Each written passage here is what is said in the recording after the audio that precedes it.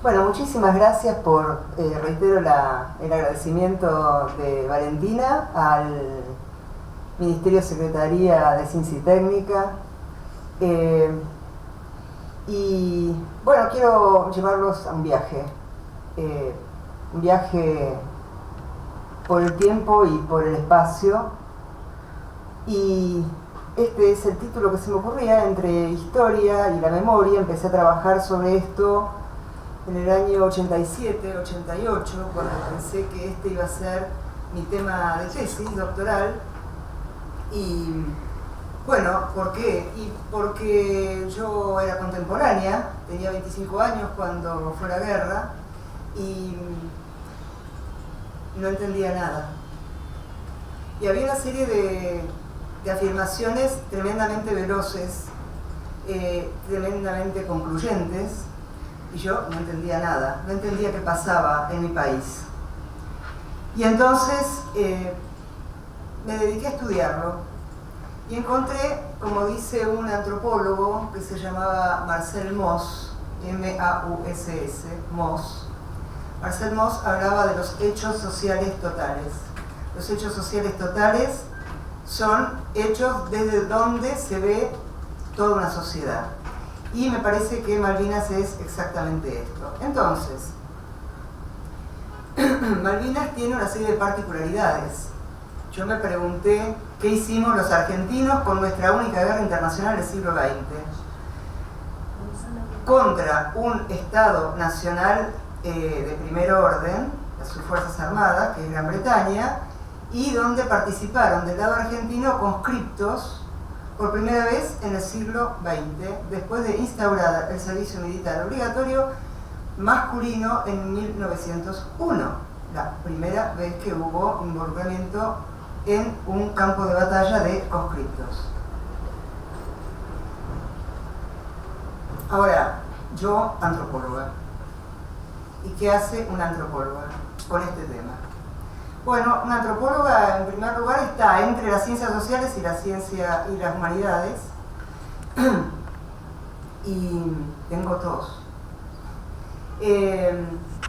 Los antropólogos, los historiadores, los sociólogos, toda la gente que está ligada a ciencias sociales, hacemos una cosa en particular que difiere del resto de las ciencias.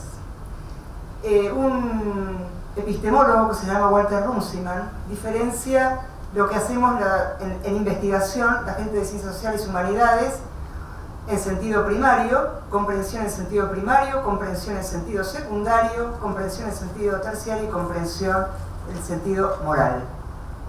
Y son 4 comprensiones diferentes. La crónica es la comprensión primaria, es decir, los hechos, el nombramiento de los hechos. Bueno, el 18 de marzo los obreros chatarreros de Davidoff, que era un empresario chatarrero que iba a desguazar una estación ballenera en las Georgias del Sur, 1982, desembarca. ¿Desembarcó el 18 de marzo? Sí, es un hecho, es un hecho del pasado. El 2 de abril se hizo la Operación Rosario, 1982, también recuperación, oficialmente la recuperación de las Islas Malvinas, la invasión para los británicos. El 1 de mayo, a las 4:40, empiezan las hostilidades británicas sobre las posiciones argentinas en las Islas Malvinas, que los británicos llaman Falklands. El 2 de mayo se hunde el crucero Ara General Belgrano, produciendo la mitad de los muertos argentinos en toda la contienda, 323. El 21 al 27 es el desembarco británico en la bahía de San Carlos y empiezan a avanzar hacia el este para tomar la capital, que había sido Port Stanley, que fue rebautizada como Puerto Argentino y que después del 14 de junio de 1982 volvió a llamarse Port Stanley. Y el 14 de julio llegan los últimos contingentes de prisioneros argentinos al continente, con lo cual yo estoy hablando, en este caso, de una crónica que tiene que ajustarse a los hechos. ¿Los hechos pasaron o no pasaron? Esto es comprensión primaria. Después viene la explicación. Por ejemplo, la guerra de Malvinas fue un recurso del régimen para perpetuarse en el poder, como me ha hecho llegar en algunos de ustedes, o la guerra de Malvinas fue una trampa de la primer ministro Margaret Thatcher en Inglaterra para ganar poder interno. Digamos, la explicación tiene que ver con los hechos, pero sobre todo tiene que ver con teoría, ¿no? Es la interpretación del investigador. También está la cuestión moral. Por ejemplo, fue una aventura absurda de un general borracho, los militares argentinos no sabían pelear contra otro ejército, sino solamente reprimir a sus ciudadanos. A pesar de los errores estratégicos del proceso de reorganización nacional, el nombre que se autodaba el régimen que conocemos como dictadura, la última dictadura militar argentina.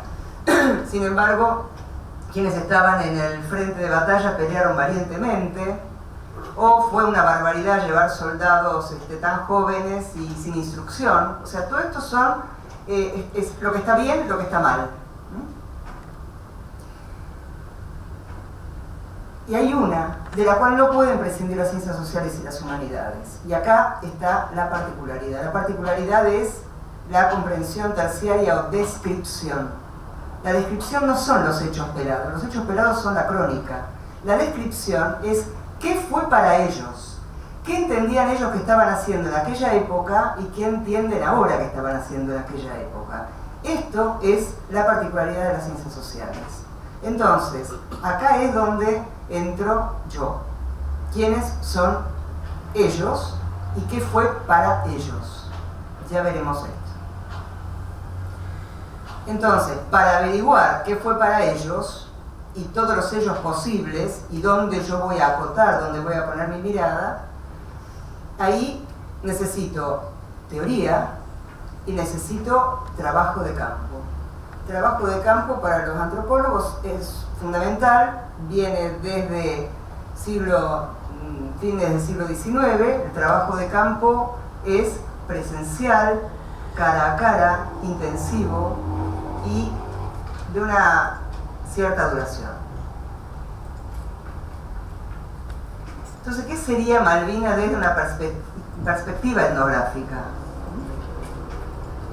Sería comprender en primer lugar qué quiere decir Malvinas. Es un campo de sentidos muy amplio y voy a tratar de mostrar, digamos, como los componentes principales, los principales pilares de este campo, que no es solo la guerra, para analizar los eventos y procesos sociales de una manera un poco más informada, menos simplista, menos unilateral, menos slogan, ¿no? Entonces, el campo de sentido de Malvinas es un territorio de soberanía pendiente para la República Argentina, una causa nacional y popular de soberanía, una guerra internacional y una posguerra que a mi juicio es nacional. Empezando por las islas, ustedes fíjense, las islas están prácticamente a la misma altura que Río Gallegos, en el sur de la porción continental argentina y apenas poquitito al noreste de Tierra del Fuego.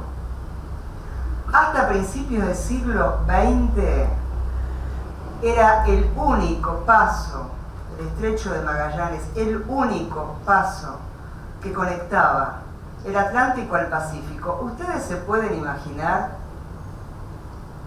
el interés que tenían los imperios del mundo entre el siglo XVI, XVII y XVIII y XIX. Total, las Islas Malvinas estaban ahí como una especie de última base antes del paso. Y acá están las islas. Tienen la isla Gran Malvina al oeste, llamada West Falkland para los británicos, la isla Soledad, llamada East Falkland para los británicos, y en el medio el estrecho de San Carlos. En el extremo este está Puerto Argentino, ahí lo tienen, y tenemos un recuadrito negro que es donde está el cementerio de los caídos, donde se hicieron reconocimientos de ADN por el equipo argentino de antropología forense y la Cruz Roja Internacional. Estas son las islas, este es el archipiélago. En lo anterior tenemos las Islas Malvinas y al este, bastante lejos, está donde empezó todo el conflicto, que son las Islas Georgia del Sur. Y este es el cartelito que dice que las Malvinas son argentinas en todos los pasos de una provincia a otra y en los lugares donde circulan muchos extranjeros, por ejemplo, en las entradas a los aeropuertos internacionales. Esto tiene su pasado en un periodo colonial y un periodo independiente. El periodo colonial, la historia dice, y es precisamente a donde se trata de arraigar la pelea por los derechos de soberanía, que empieza en 1493 con el Tratado de Tordesillas y el meridiano que separa, que le da todos los territorios a los reyes católicos y a, bueno, porque eran católicos, ¿no? El Tratado de Tordesillas es es hecho por el Papa. En 1501 pasa Magallanes y una nave que deserta va a parar a Malvinas. 1592 un explorador dice avistar las islas. De lo que no hay ninguna duda es que un holandés, Sebald de Weert, en 1600 las ve. ¿Qué es esto? Es prioridad de avistamiento, o sea, es la prioridad que tiene quien las descubrió. Pero el problema era que en muchas crónicas de presuntos descubridores había, por ejemplo, árboles. Entonces no eran las Malvinas, porque no hay árboles en las Malvinas. En 1698, marinos de Saint-Malo, que es un puerto francés de la Bretaña, Malo se transforma en Islas Malouines, Malouines en francés, y de ahí vienen nuestras Malvinas. En 1764 se establece la primera colonia y la establece un navegante matemático y botánico, Bougainville. La bugambilia está nombrada, la flor, la planta, la bugambilia viene de él. Se crea la primera colonia en Puerto San Luis en honor al rey de Francia. En 1765 Lord Byron funda Port Egmont en una isla del noroeste del archipiélago, Port Egmont. En 1767 el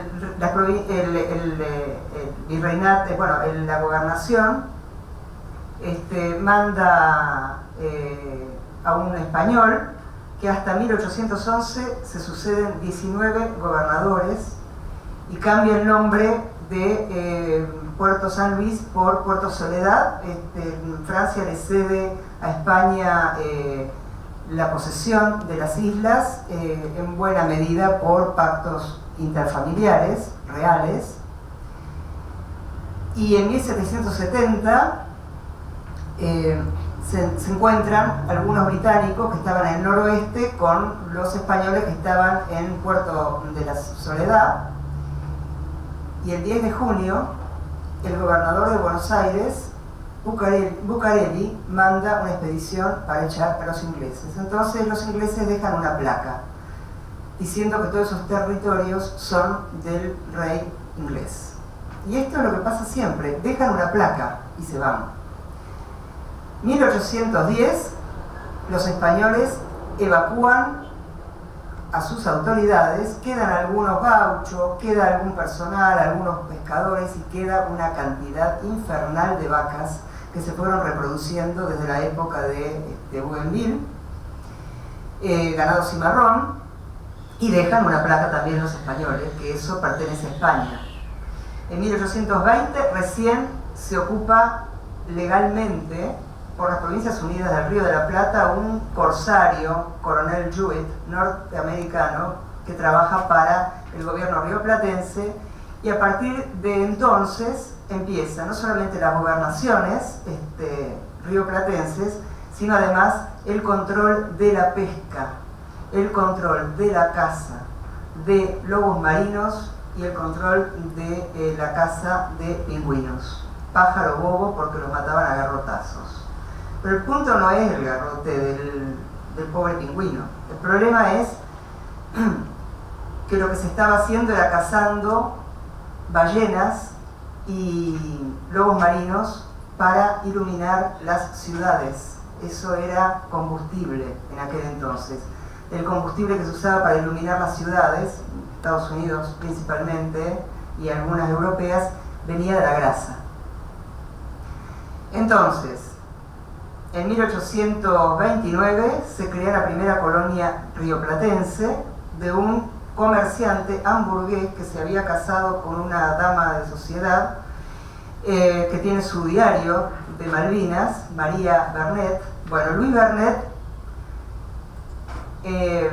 vuelve a llamar a Puerto Luis en su propio honor y empieza a todo un sistema de producción hasta que empiezan a apresar buques pescadores norteamericanos.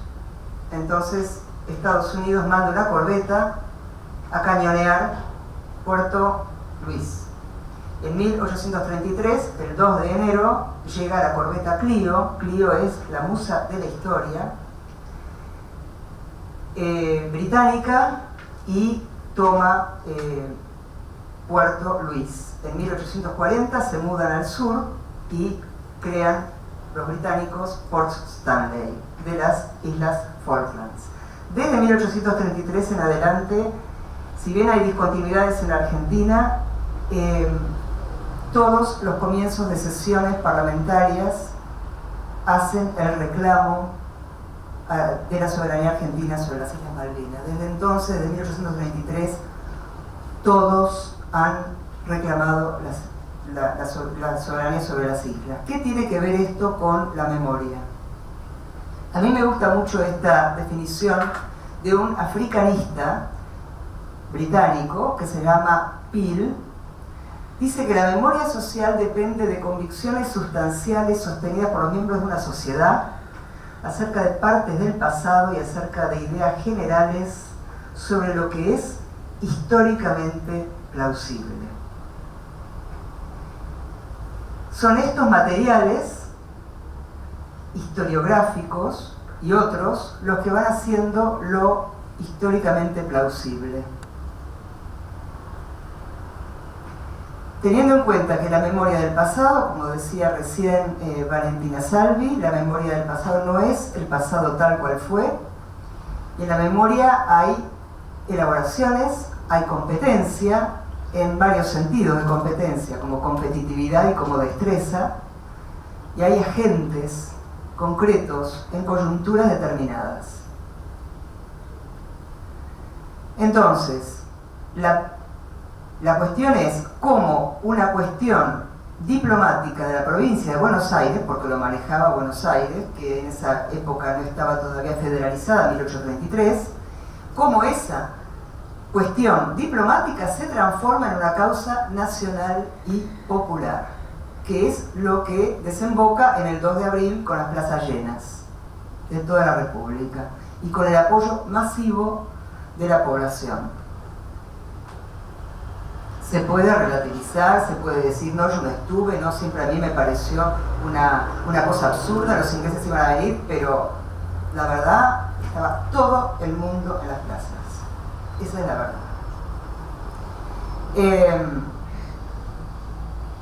Entonces, hay una lista de gente que colaboró y no es gente menor, pero sí es gente que viene de absolutamente todo el arco político-ideológico.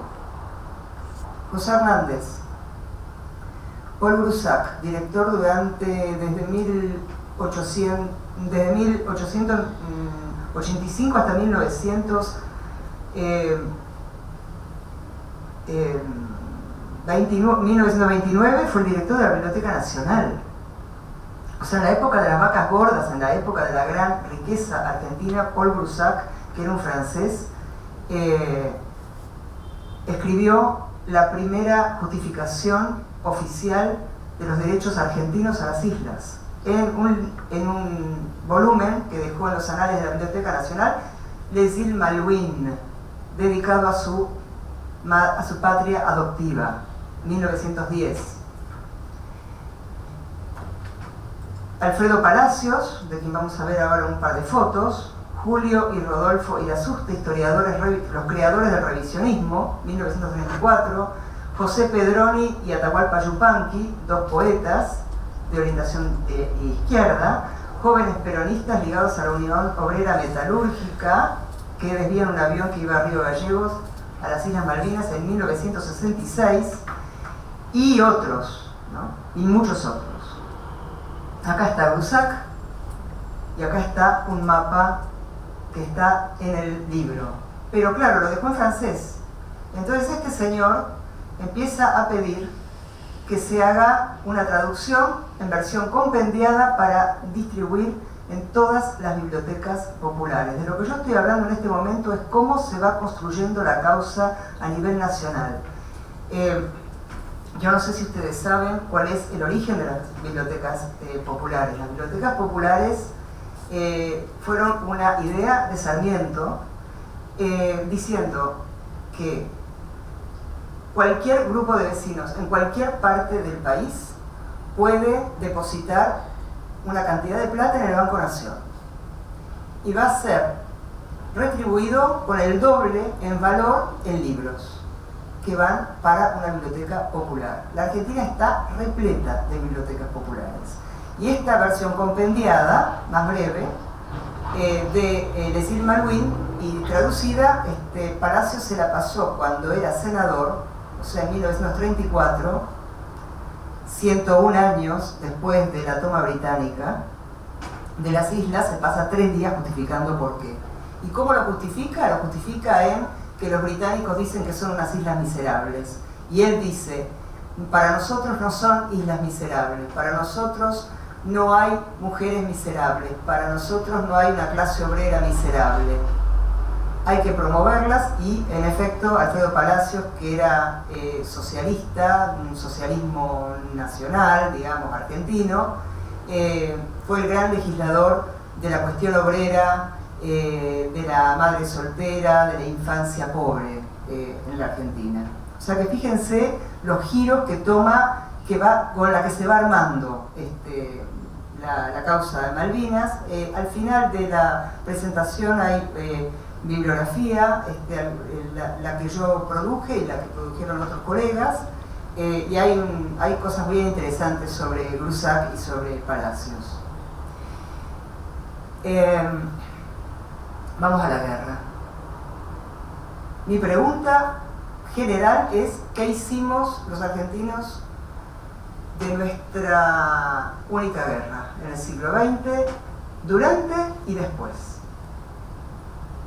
¿Y por qué estudiar Malvinas? Algunas cosas ya las dije antes. La única guerra internacional con la que Argentina, de la cual la Argentina es protagonista durante el siglo XX, la única guerra internacional con participación de conscriptos argentinos, con un apoyo masivo a la causa bélica, y la causa bélica conducida por un régimen que ya era impopular y era además antipopular, intensamente represivo. ¿Por qué digo esto? ¿En qué me baso para decir esto? Me baso en una movilización el 30 de marzo de mucha gente que salió en todo el país a protestar contra la dictadura. Esta caracterización, entonces, yo la armo según estos datos y hago preguntas al respecto, ¿no?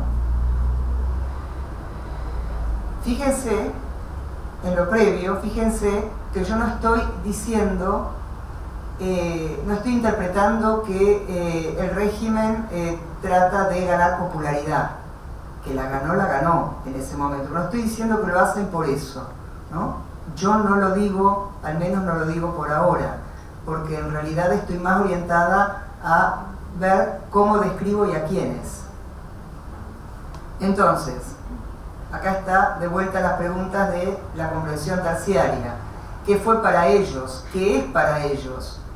Solo ellos pueden darnos los indicios. O sea, yo puedo hablar de Malvinas como una guerra, como un campo clandestino de detención en las islas, como una aventura, como una prueba nacional, como una cruzada. Estos son los sentidos que yo he ido escuchando a lo largo del tiempo, ¿no? Entonces, vamos a comprender a Malvinas desde qué perspectiva.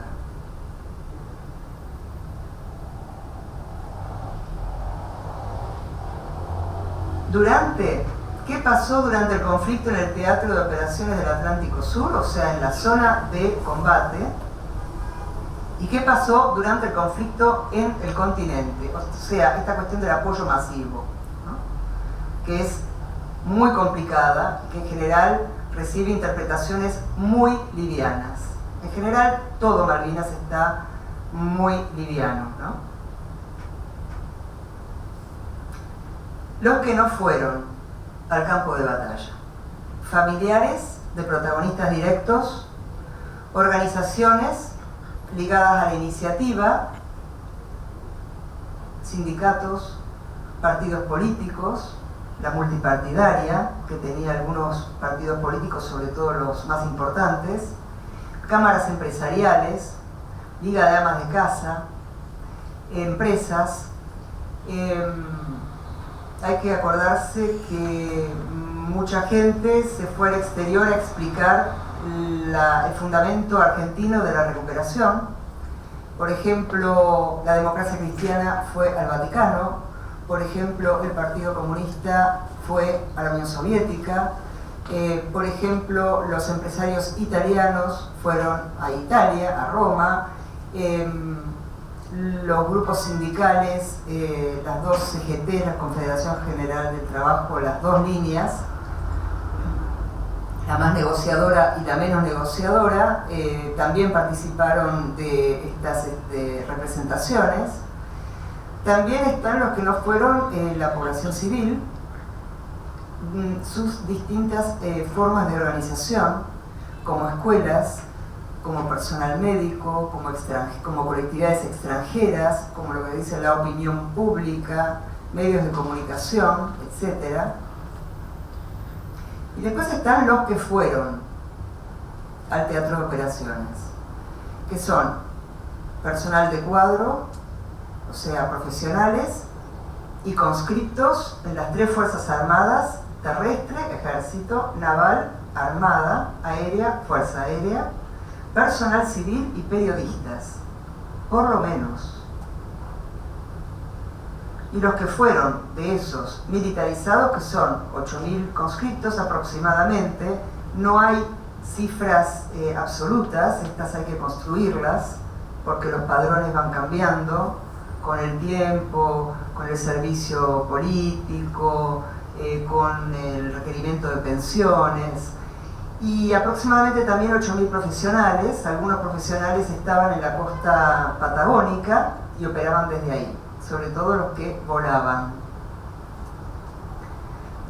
Entonces, yo les voy a presentar sintéticamente lo que hice con 3 preguntas de investigación, que son parte de lo que yo hice. La primera pregunta de investigación es cómo entendió el conflicto argentino la población, la sociedad, que son términos tremendamente generales y abstractos. Y en todo caso, la pregunta es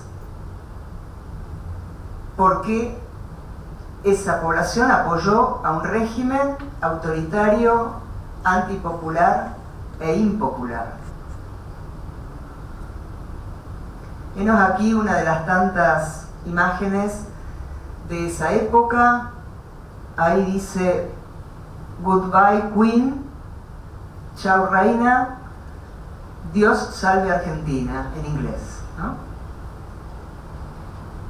La población se organizaba con esas banderas. Esas banderas hablan de las islas y también hablan de quienes están ahí. Y uno de los grupos más manifiestos para demostrar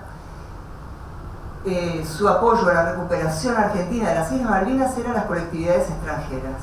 Las colectividades extranjeras se veían depositando una ofrenda floral ante las estatuas a San Martín de todo el país, o en los monumentos centrales de cada ciudad, de cada pueblo, y también ofreciendo sus ofrendas florales a los monumentos de sus propios héroes nacionales.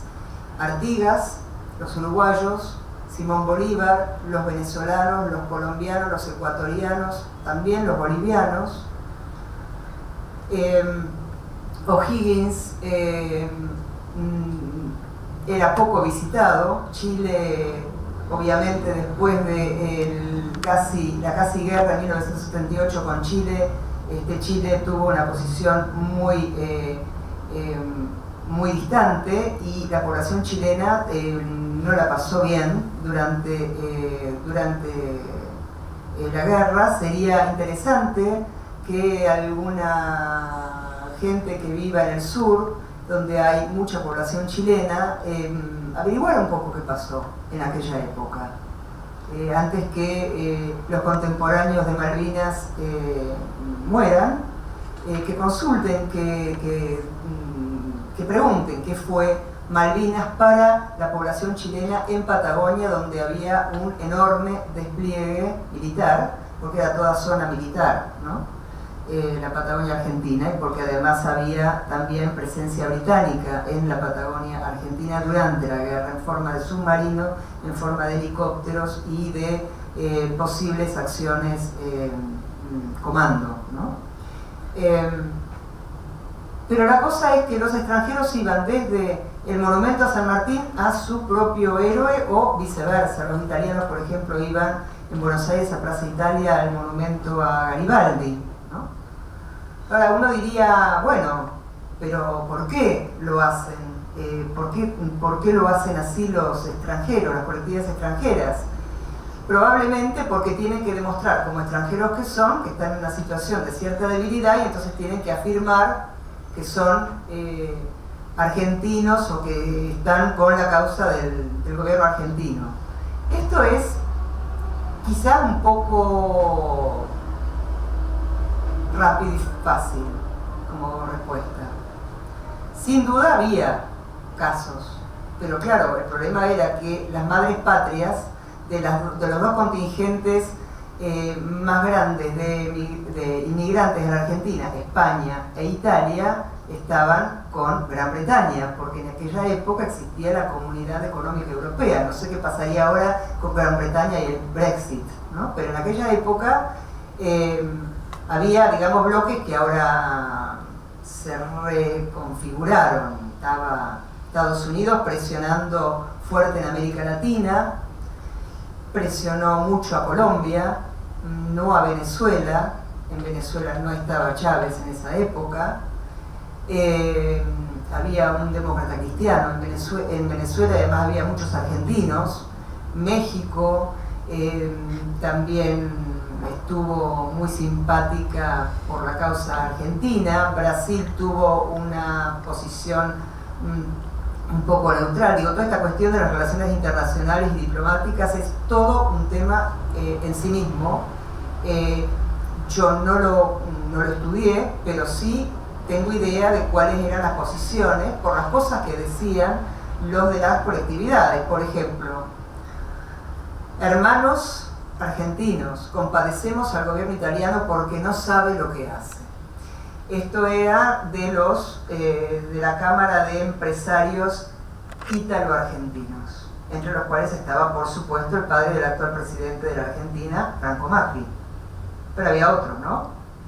Otros apellidos italianos interesantes. Después la colectividad armenia decía que pretender resolver el problema de las Malvinas a través del plebiscito es como quien soluciona por la misma vía la cuestión de la Armenia ocupada por Turquía, territorio donde ya no hay armenios porque todos fueron asesinados o deportados.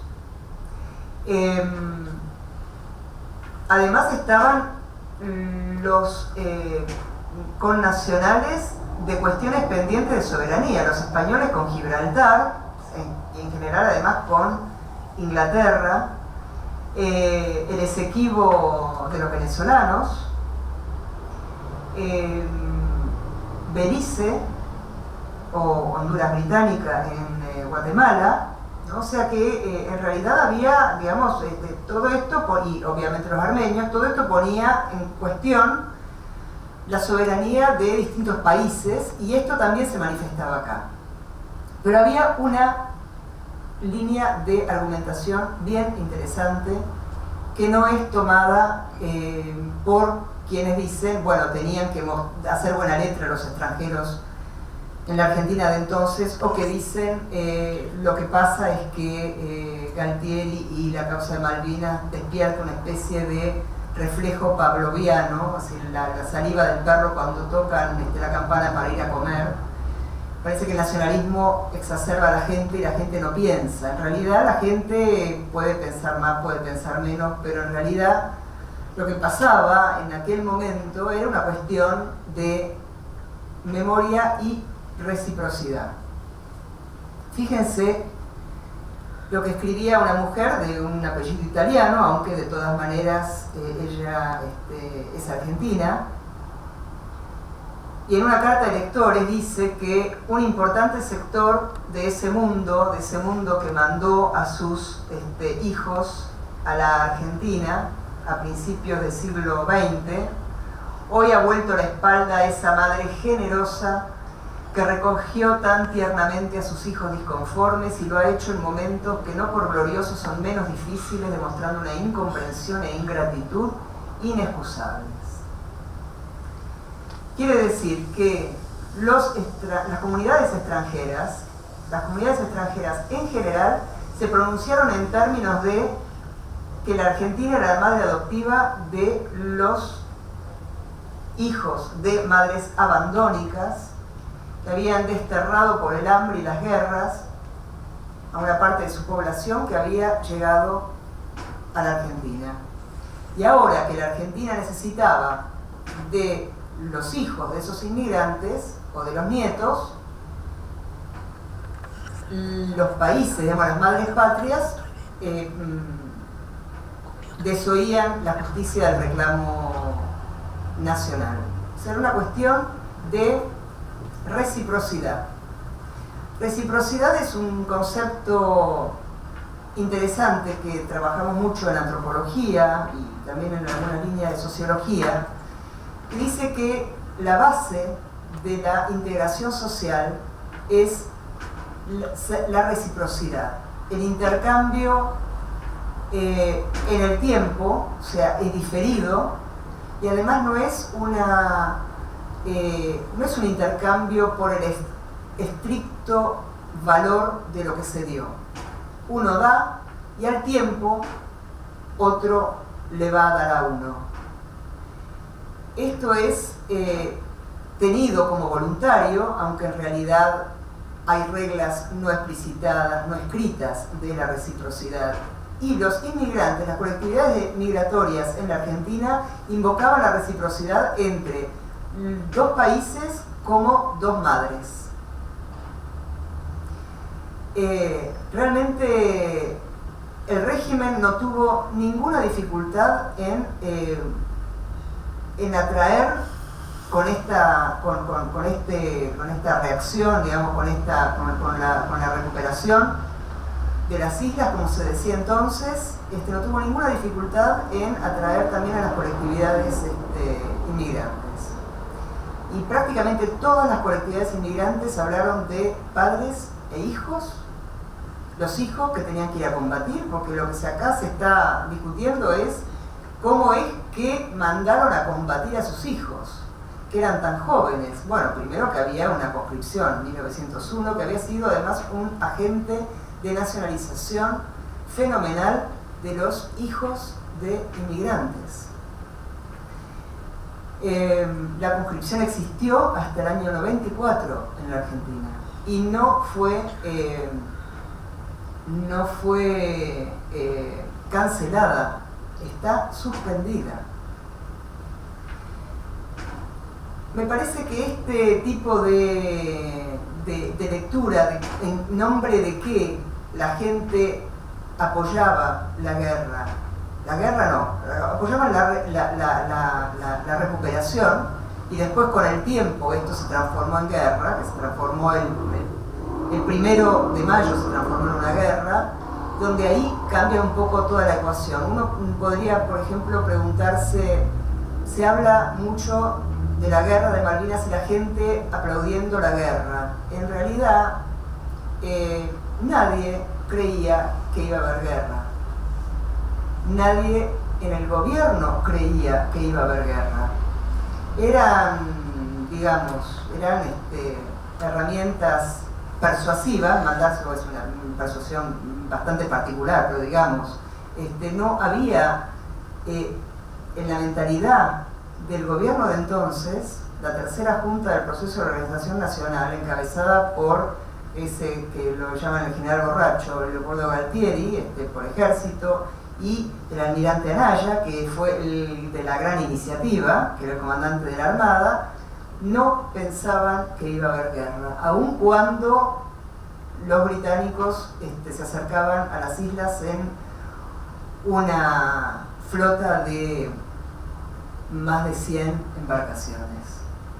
No creían que fuera a haber guerra hasta el 1 de mayo, y definitivamente a partir del 2 de mayo con el hundimiento del crucero. De manera que si uno habla de Malvinas y la recuperación y habla de la guerra como sinónimos, puede ser que no estemos sabiendo qué es lo que ellos pensaban, qué era para ellos, y cómo terminó siendo algo que ellos no esperaban que fuera a ser. Entonces, volviendo acá a la crónica o comprensión primaria de los hechos en Malvinas, tenemos primero el conflicto con los obreros, que se decía que habían pisado una bandera argentina, que no se habían registrado como extranjeros, que tenían que registrarse como extranjeros, y empieza a haber una serie de supuestamente malentendidos que empiezan a ser instrumentados fundamentalmente por el gobierno inglés. Tuvo muchísima iniciativa en todo este proceso. Sin embargo, cuando hablamos de Malvinas, uno puede no hablar de los británicos y escuchar hablar solamente del lado argentino. En esta guerra hubo realmente 2 partes a 3, ¿no? Estados Unidos realmente tuvo una gran importancia porque fue la que trató de llevar la negociación durante todo el mes de abril. O sea, entre el 2 de abril y el 1 de mayo hay 29 días. Y en esos 29 días, ¿qué pasó? Llegaban militares, llegaban contingentes a las islas y se apostaban en alguna parte y esperaban, y esperaban, y esperaban, y esperaban.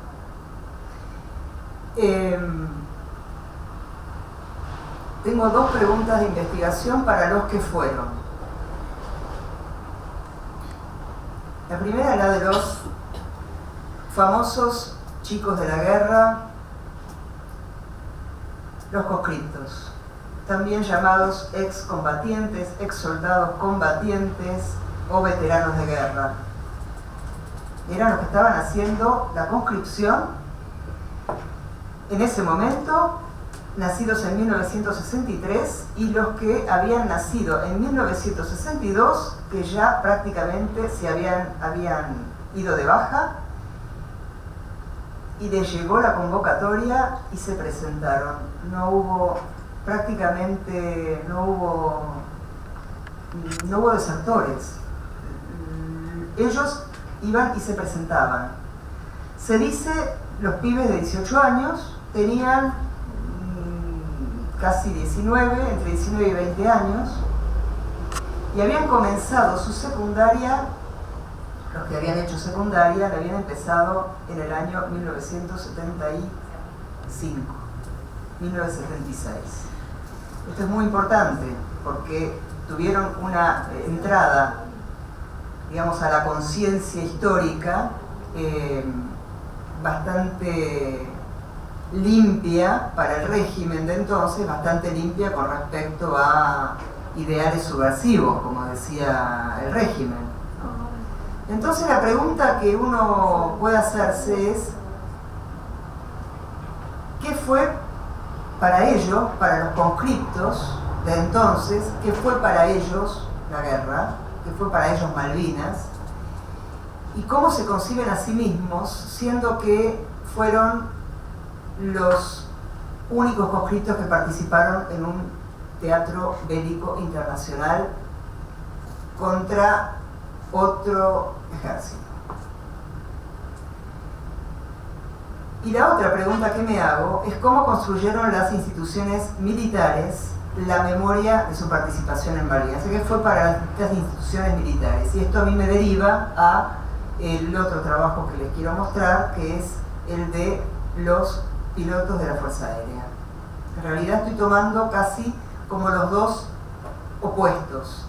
Los conscriptos, que son los chicos de la guerra, los pobres que van con muy poca edad y poca profesionalización, todo esto puesto entre comillas, y del otro lado los absolutamente profesionales, porque no hay ninguna posibilidad que maneje un avión de ataque, de caza y ataque, un conscripto. Como se podrá imaginar, es solamente una persona que vaya adentro. Entonces la pregunta de los militares era si era la misma, entre las instituciones, cómo hicieron esa memoria, ¿no? Bueno, vamos a la primera. Los soldados. Soldados de las tres fuerzas. ¿Cómo se llaman? Es un problema cómo se llaman. Yo los llamo ex soldados. Pero hay algunos que no quieren ser llamados veteranos de guerra porque es un término que se utiliza para los militares, que los militares usan para sí mismos, y hay otros que no son excombatientes ni ex nada y quieren ser llamados veteranos de guerra. Esto es discusiones que existen durante la primera década y media, bueno, hasta ahora también, pero fundamentalmente la primera década de posguerra, ¿no? Hasta el año 92. Yo trabajé con ellos entre el 90, 91 y el 94. ¿Qué es esto? Esta foto. Esta foto muestra jóvenes abrigados con todo lo que pueden. Muestra una masa. Los soldados, los chicos, que era como lo llamaba la gente. ¿Y qué hago yo para trabajar con ellos? Hago trabajo de campo. ¿A dónde? A donde los hay, a donde me llevan. ¿Con quiénes? Con los que eran soldados entonces. ¿Con cuántos? Depende. Fueron muchos y de distintos lugares y también de distintas edades, porque no son solamente clases 62-63. En las ciudades universitarias como La Plata, los ex soldados de Malvinas son más viejos, porque pedían prórroga para terminar sus carreras. Entonces eran llamados los viejos por sus propios compañeros. Algunos tenían en ese momento 26, 27 años y ya tenían una carrera. Por ejemplo, médicos. ¿Sobre qué trabajo? Sobre la guerra, sobre sus vidas, sobre cómo la guerra entra en diferentes aspectos de su vida de entonces y de ahora. Están quienes hacen de Malvinas el centro de su vida, que son los, digamos, dirigentes de las organizaciones de combatientes o ex soldados, en término más genérico para mí. Me han retado tanto cuando digo excombatiente, me dicen no, nosotros somos veteranos de guerra. Cuando voy a otro lado digo veterano de guerra, no, nosotros somos excombatientes, que ahora digo ex soldado por las dudas. Pero hablando de cómo cada cual conecta, articula la guerra con distintos momentos y distintas cuestiones y preocupaciones. Así trato de entender qué es para ellos, atendiendo además al ciclo anual. El ciclo anual empieza el 2 de abril y termina el 14 de junio, y todos los años se repite, aunque no estrictamente con los mismos formatos, algunos que sí, otros que no. Valentina Salvi hablaba hace un ratito de conmemoraciones, de rituales. Bueno, precisamente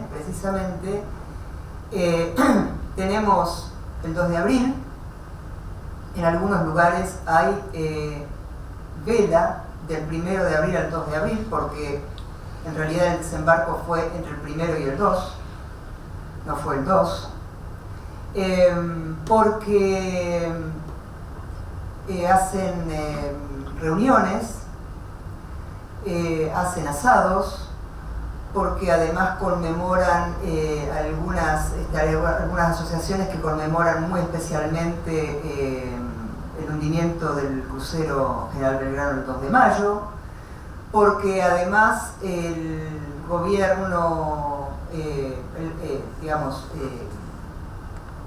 quien sucedió a la Junta fue el encargado militar, Viñone, el encargado de hacer la apertura, digamos, a elecciones, e instauró el 2 de abril como fecha patria, digamos, feriado.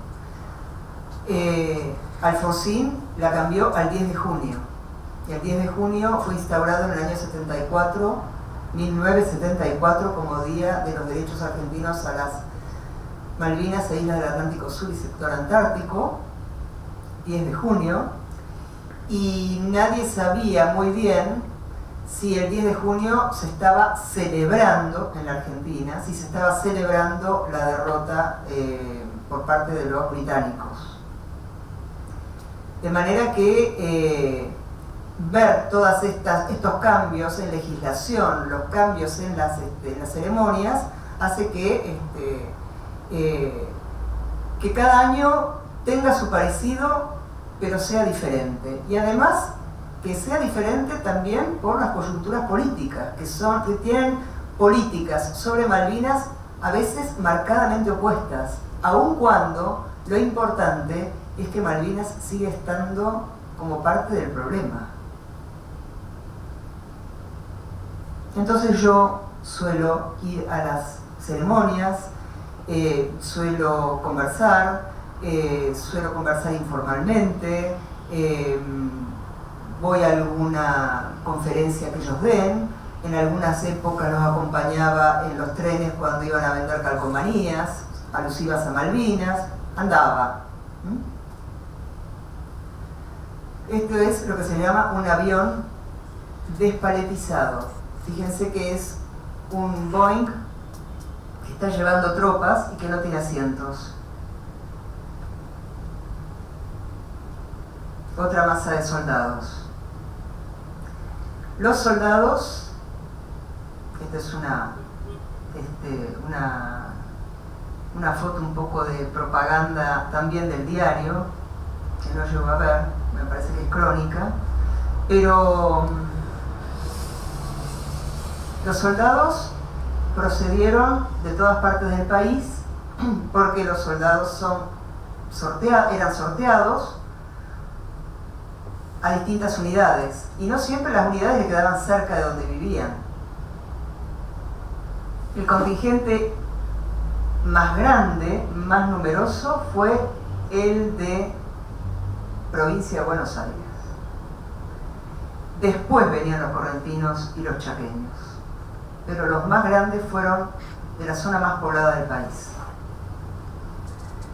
Algunos también estaban en Patagonia, estaban en la Patagonia Sur, por ejemplo en Chubut, por ejemplo en Santa Cruz, algunos en Tierra del Fuego, para Infantería de Marina, había soldados de todas partes, también había de Córdoba, y los había en las tres fuerzas.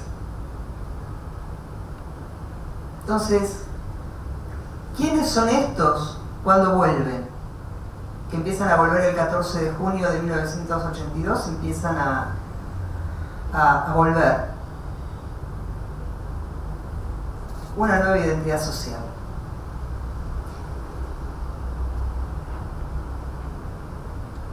¿Qué son estos ex soldados que participaron en una guerra y que son los primeros argentinos que participaron en una guerra durante el siglo XX? Porque los veteranos de guerra que tenemos en la Argentina son los que vienen de las guerras mundiales. Y alguno de la guerra del Chaco, paraguayos, radicados en la Argentina, fundamentalmente en Formosa, Chaco, Corrientes, Misiones. Entonces, la coyuntura del regreso. Estoy hablando de cómo la memoria construye identidades sociales nuevas. La coyuntura del regreso y la definición jurídica no son ni menores porque hicieron el servicio militar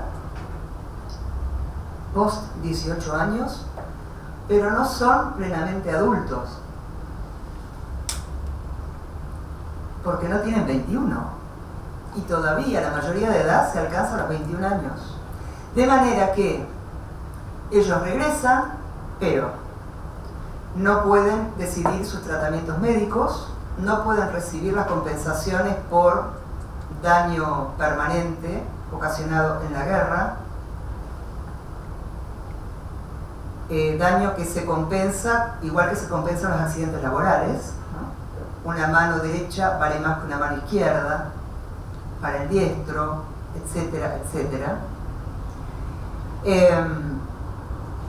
Un ojo, una pierna, un pie de trinchera. Esto valía dinero y esto se pagaba, pero no pueden ser pagado a menores. Se hacían cargo los padres, podían hacerse cargo algunos tutores que fueran, por ejemplo, alfabetizados, porque algunos padres no estaban alfabetizados y además no hacían trámites, porque hubo gente de todas partes del país, pero de todas partes del país. Entonces, tampoco podían comprar armas, eran menores. Habían manejado morteros, habían manejado obuses, cañones, fusiles, pero no podían comprar armas cuando volvían. De manera que estaban en una especie de limbo jurídico. Eran y no eran. Además, ya empezaba la apertura democrática, ya empezaba la actividad política, se sacó la veda a los partidos políticos, de manera que estos habían nacido durante la dictadura, pero prácticamente toda su vida adulta fue después.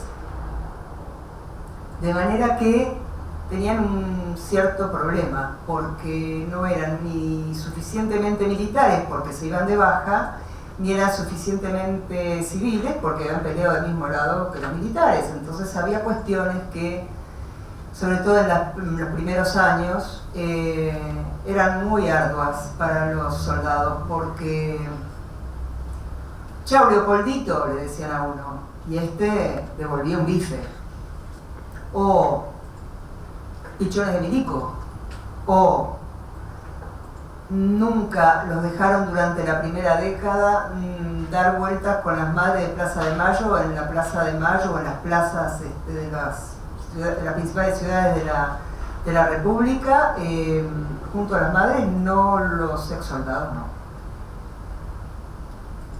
Realmente estaban en un limbo político, un limbo de edad, un limbo jurídico, y además donde hay una retracción del discurso nacionalista, y empieza a ponerse toda la focalización en el tema de derechos humanos, ¿no? Que fue a lo que realmente atendió Alfonsín, salvo un par de situaciones, pero fue realmente lo que importó. Entonces,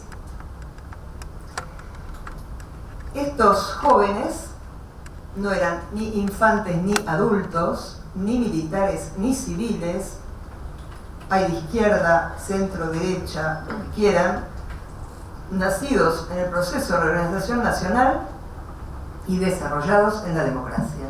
O sea, desafiaban todos los dualismos que eran absolutamente capitales para los argentinos de entonces. Lo que se estaba dejando atrás, un régimen omnímodo, omnipotente, que había hecho abusos de poder no solamente con los presos, ¿no?, con toda la sociedad. Y derrotado en un campo de batalla que era el propio métier, la propia, digamos, la propia profesión. Derrotado el régimen y derrotada su estrategia política. Acá están varios años después, algunos, sobre todo bueno, hay una foto que me parece que no están pudiendo ver, porque la cámara me está mirando a mí.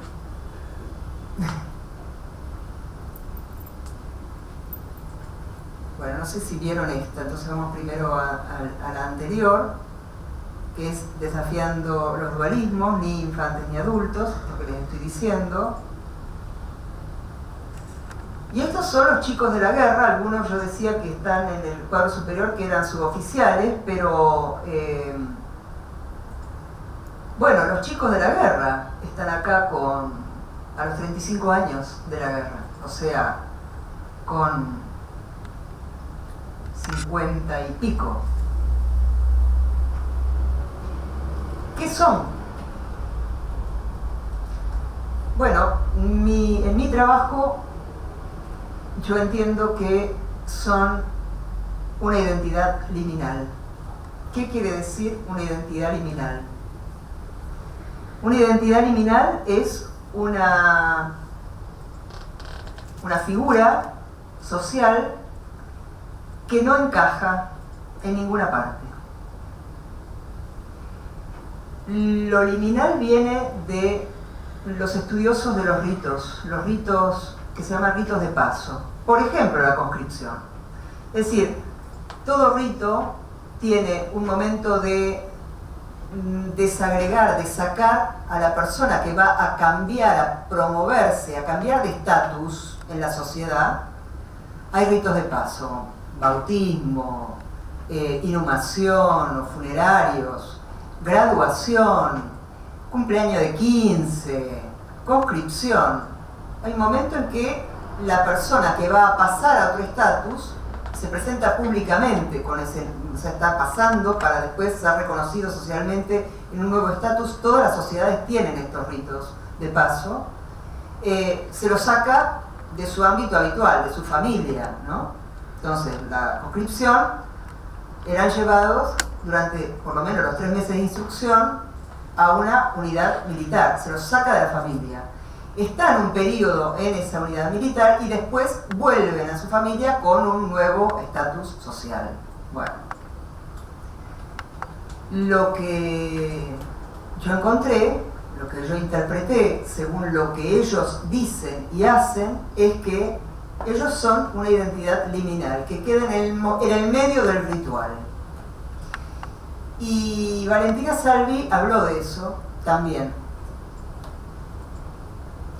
Los desaparecidos. Los desaparecidos quedan en el limbo de la muerte. Y esto, además, exacerbado por algunas organizaciones de derechos humanos. No están muertos, están desaparecidos. Lo notable es que también Videla, ¿no?, de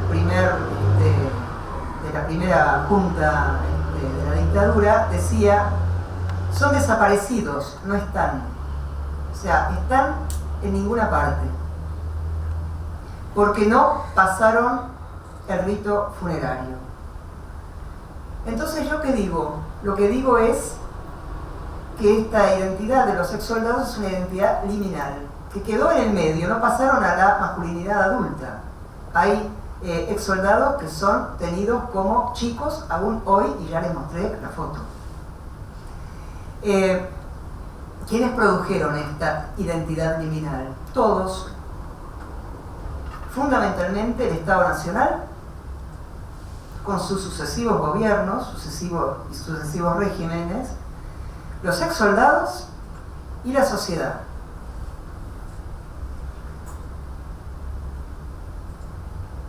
Para entender, para darme cuenta de esto de la identidad liminal, yo me basé en un estudio de un colega que se llamaba Eduardo Archetti, que trabajó sobre las masculinidades que hicieron famosa a la Argentina.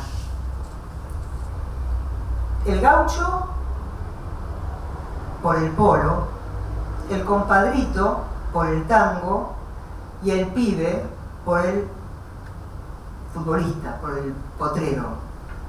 Todos estos tres están en lugares de nadie. El gaucho está en el campo, solo, no es un peón el gaucho está solo y siempre huye de la justicia. O sea, el compadrito está en los arrabales, generalmente es de malvivir, pero bueno, baila, es un protagonista del tango. Y el pibe del potrero, o sea, de los espacios baldíos donde los chicos jugaban a la pelota. Y lo que decía Eduardo Archetti en este libro Masculinidades es que estos seres masculinos que trascendieron al mundo son masculinidades no burguesas, son masculinidades liminales que están en ninguna parte y en todas y que tienen un gran don, que es la creatividad. El pibe de oro, la creatividad del bailarín de tango, la creatividad del gaucho con el Martín Fierro, por ejemplo, ¿no?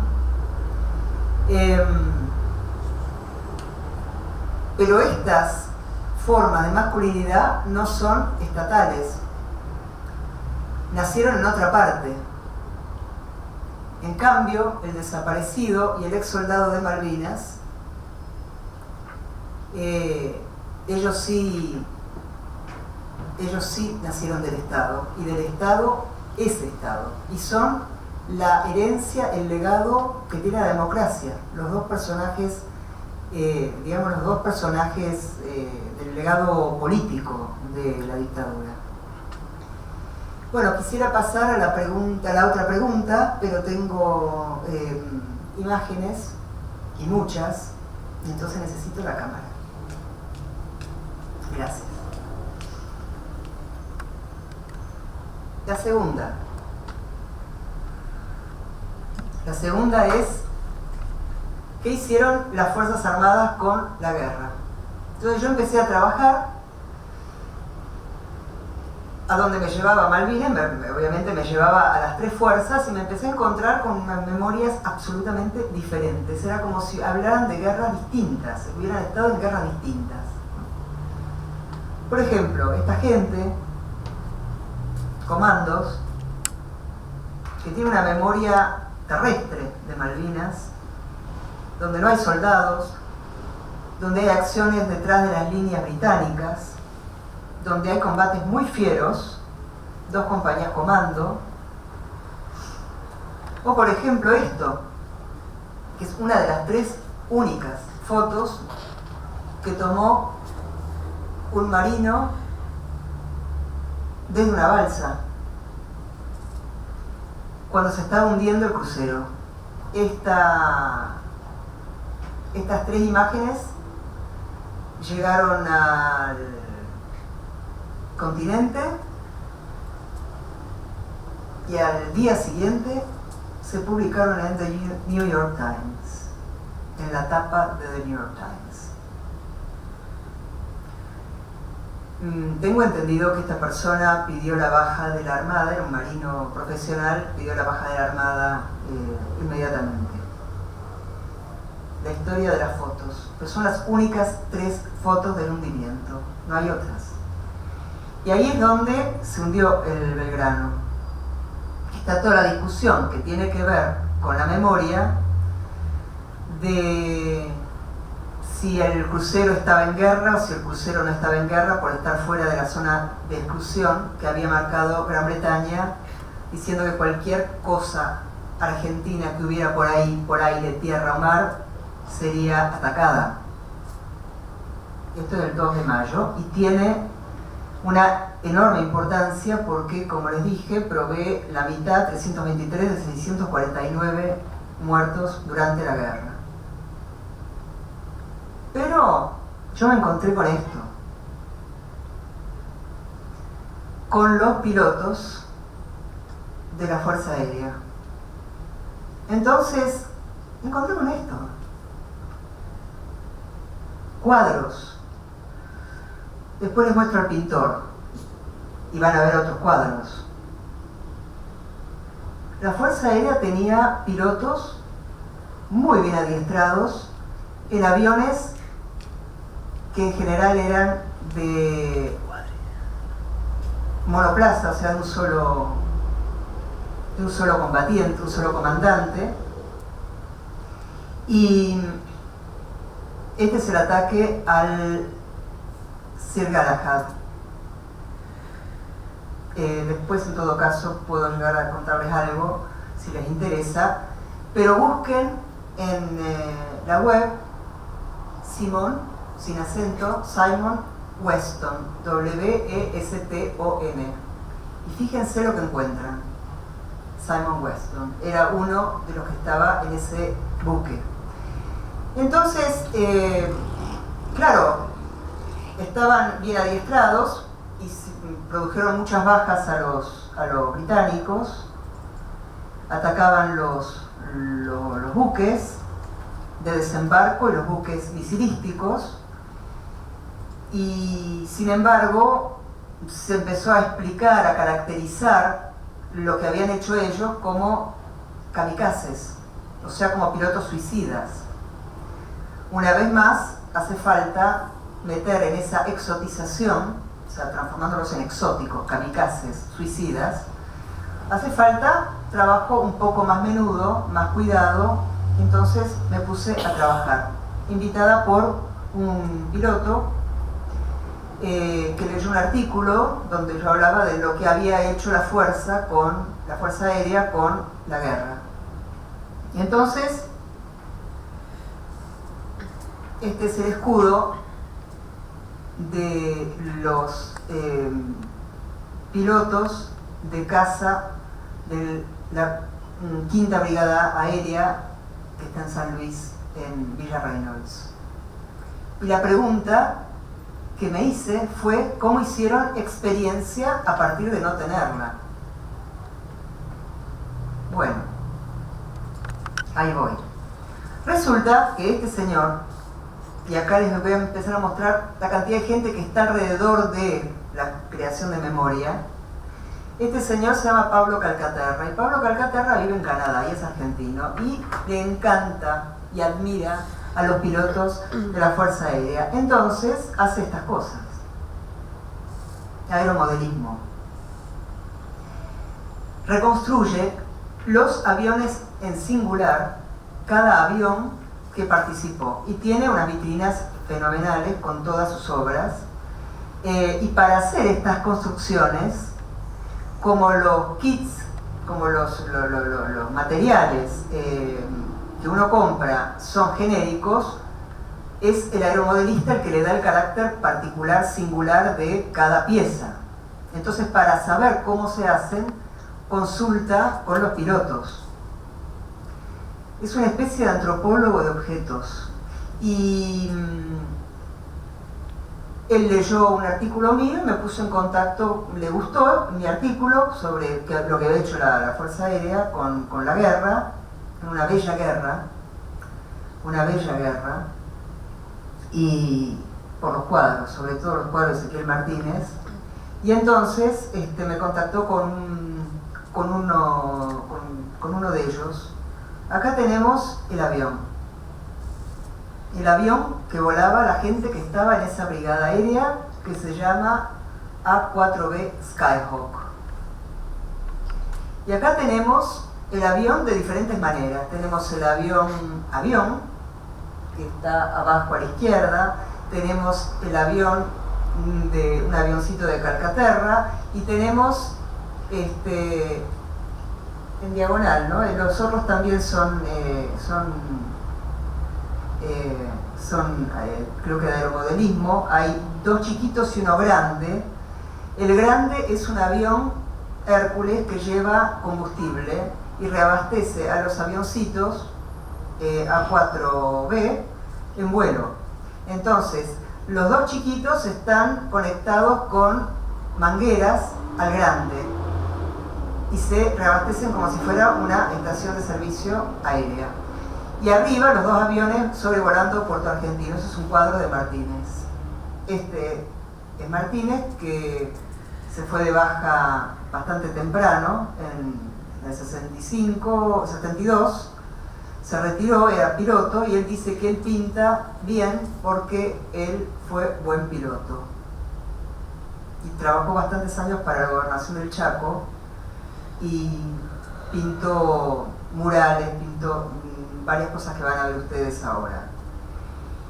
Y acá están Celaya, el Tony Celaya, que está a la derecha, y el otro señor es el director de la Dirección de Estudios Históricos de la Fuerza Aérea. O sea, hay historiadores, hay pilotos, hay pintores, hay aeromodelistas, y también, por supuesto, hay periodistas. Hay un montón de gente que interviene en que nosotros vamos a aprender y a recordar de Malvinas desde el punto de vista de los aeronáuticos de la Fuerza Aérea. También había aviadores navales en la Marina. Ahora, ¿cuál es el problema? ¿Por qué hacer experiencia a partir de no tenerla? Porque desde el 55 y por escrito desde el 69 se dividieron las tres fuerzas en sus respectivas jurisdicciones y responsabilidades, de manera que había responsabilidades específicas para cada fuerza tiene un ambiente y en ese ambiente se desarrolla, se equipa y se forma. Y los que tienen responsabilidades colaterales actúan como de asistentes a los que tienen responsabilidad específica, por ejemplo, en el mar. En el mar, obviamente, los que tienen responsabilidad específica son los de la Armada, los de la Marina. Y los que pilotean de la Fuerza Aérea, si es sobre el mar, ayudan. Pero ellos no entrenan sobre el mar, ellos no tienen bombas para atacar buques. Y resultó ser que la primera guerra, después de 1969, fue naval. Y el medio naval es muy distinto que el medio terrestre. Sobre todo porque las bombas impactan de otra manera y están preparadas de otra manera para impactar en un buque. De manera que los pilotos de la Fuerza Aérea fueron con lo opuesto. Algunos nunca habían visto el mar, y yo he escuchado a algunos preguntarse cuál es la parte de adelante del barco, si la proa o la popa. Así fueron, y así produjeron bajas en la flota británica. Entonces, fueron como colaterales, dar apoyo a las operaciones navales de superficie sin desarrollar medios específicos. ¿Cómo hicieron experiencia a partir de no tenerla? Y acá viene un término que Valentina Salvi mencionó, que es el de la experiencia. ¿Qué es la experiencia? Experiencia es etimológicamente la cualidad de un agente al intentar o probar a partir de las cosas. De ahí viene también experimentación. Ahora, ¿qué es lo que pasa? Que hay dos nociones de experiencia. Una es la experiencia como vivencia, como el conocimiento de primera mano. Pero en el mundo, llamémosle occidental, llamémosle industrial, racional, en realidad yo no puedo hablar de la experiencia porque necesito un elemento mediador que es el experimento, la razón, para hablar objetivamente de lo que pasa. Entonces, ¿cómo se aprende? Esto tiene una incidencia enorme en el aprendizaje, porque suponemos que nosotros aprendemos mirando y aprendemos todo antes de entrar en acción. El aprendizaje por experiencia es otro, es el aprendizaje con el propio cuerpo, con el propio involucramiento. Entonces, por un lado tenemos la noción de experiencia como una forma defectuosa, sesgada, subjetiva de conocimiento, y por el otro lado tenemos la noción de experiencia como el aprendizaje porque yo estuve ahí. Son dos nociones que se contraponen de experiencia. Entonces, los pilotos de la Fuerza Aérea fueron a Malvinas prácticamente con algunas charlas que les dieron los aviadores navales, y en realidad fueron con lo opuesto. Y fueron aprendiendo sobre la marcha y sobre su propio desempeño, pagando, ¿no? Pagando bastante. Esto es un cuadro que hizo Martínez sobre una foto de un Hércules. En realidad uno podría pensar que uno mira una guerra desde acá, desde más arriba, desde ninguna parte, ¿no? Pero en realidad una guerra se aprende así, con las manos, con el propio cuerpo. Acá están pilotos que acaban de volver de una misión. De 8 volvieron 4 y están mostrando cómo volaban. Esta foto es una foto que elegí para una foto de la revista Gente de entonces, y ahí hay 4 pilotos que acaban de volver el 12 de mayo de la primera acción que hace el primer encuentro con los británicos que tiene el grupo que yo estudié. En estos 4 está el avión atrás con el símbolo del halconcito de la unidad, con una silueta del buque presuntamente atacado, que fue la Glasgow, que fue inutilizado, se tuvo que volver a Inglaterra. Después empiezan los hundimientos, pero por ahora son severamente dañados. Y de estos 4, el que está a la izquierda, que era el alférez Vázquez, 25 años de edad, igual que el tercero de Lepiane, también 25 años de edad. Alférez es el primer grado, o sea, son los investigadores asistentes de CONICET. Vázquez es el único que vuelve de su escuadrilla de 4. Y los otros 3 vuelven de 4 también. El cuarto estaba adelante del tercero, que es de Lepiane, que tiene una cara realmente compungida, si lo ven bien, porque volvieron por zona argentina en las Malvinas. Todavía las Malvinas son argentinas, los británicos no desembarcaron el 12 de mayo, y como no había sistemas de detección entre quien volaba y quien estaba abajo, pensaron que era un avión enemigo y lo bajaron. Gavassi. De esos 4, los 2 del medio son los que vuelven a su casa al final de la guerra. Los otros 2, Vázquez y Arrarás, que es el de la derecha, mueren el 8 de junio.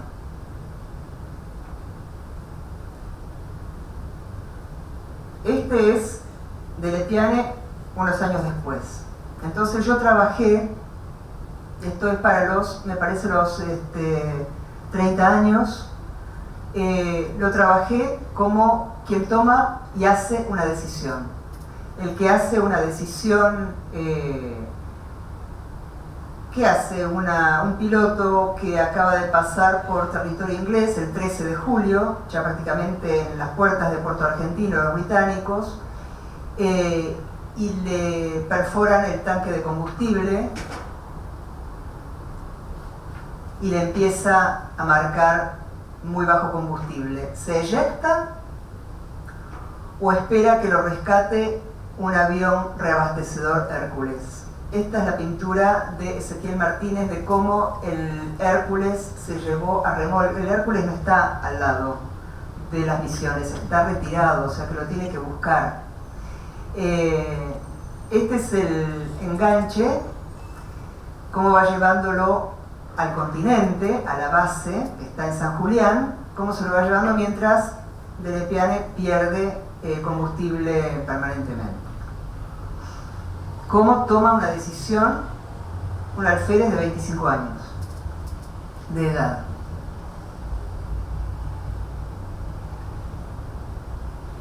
Esta unidad perdió 9 combatientes.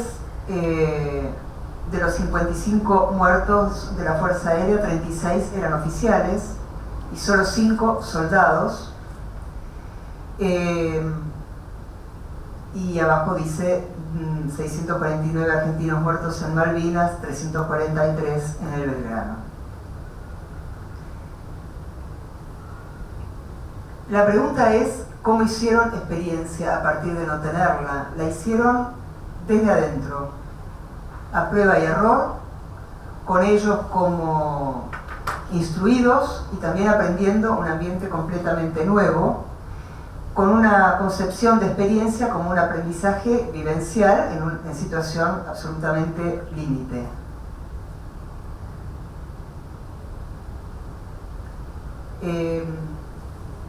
Me parece que todos estos temas, que ciertamente son opinables y son reexaminables, son aproximaciones a tratar de entender qué es lo que fue la guerra para quienes combatieron allí.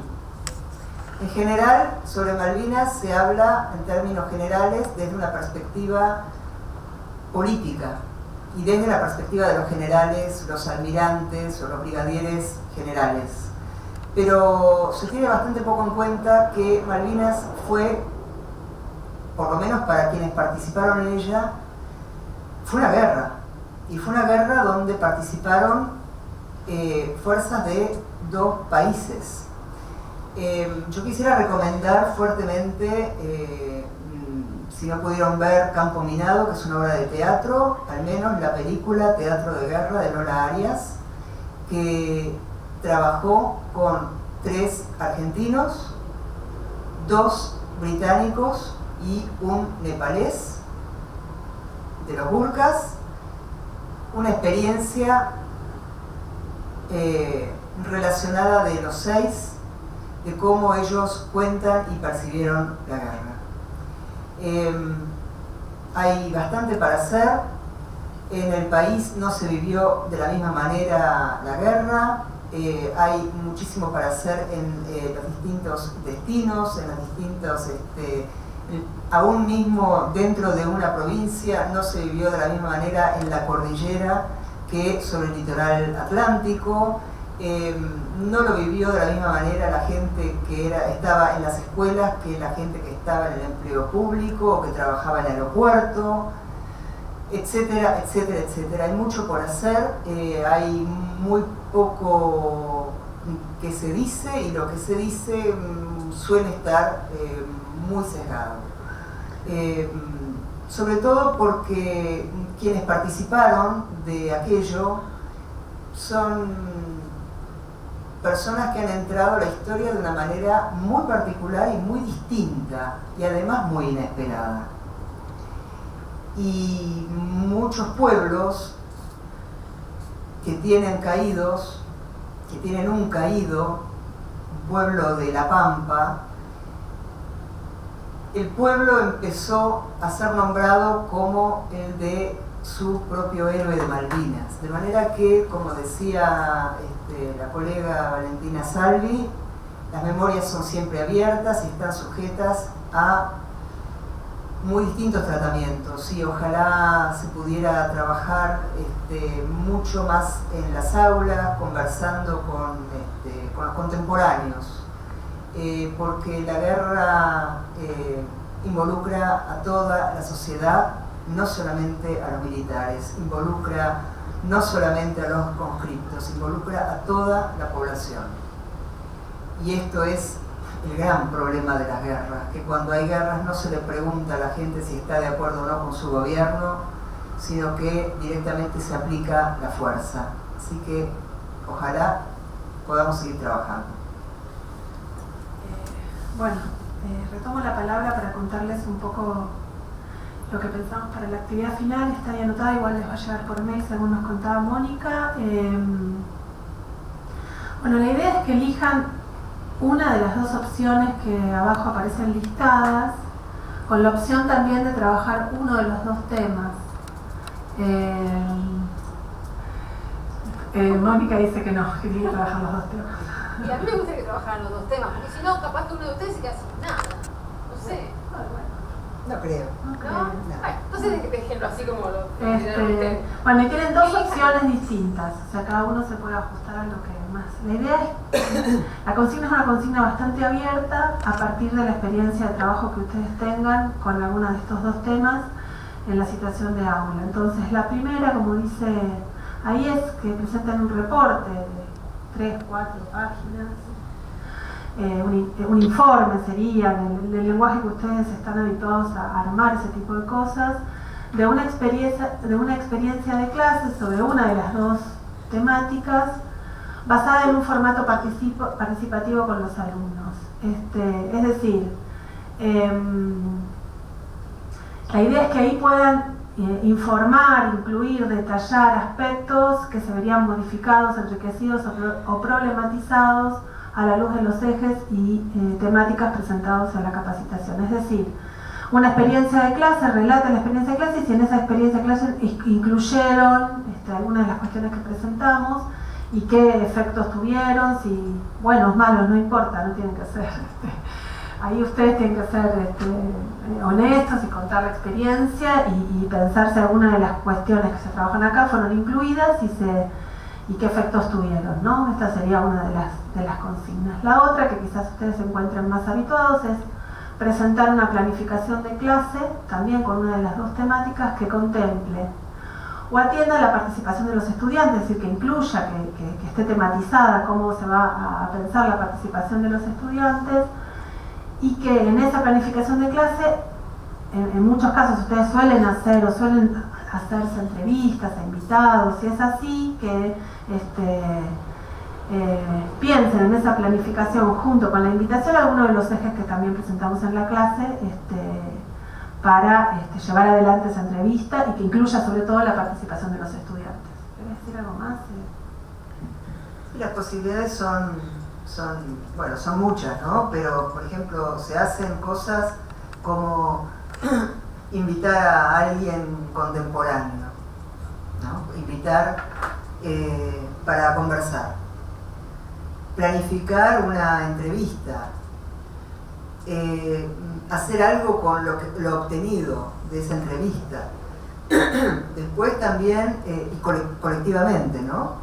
Después también ir a los monumentos, mirar los monumentos, ir a los eventos, a las ceremonias, a las conmemoraciones,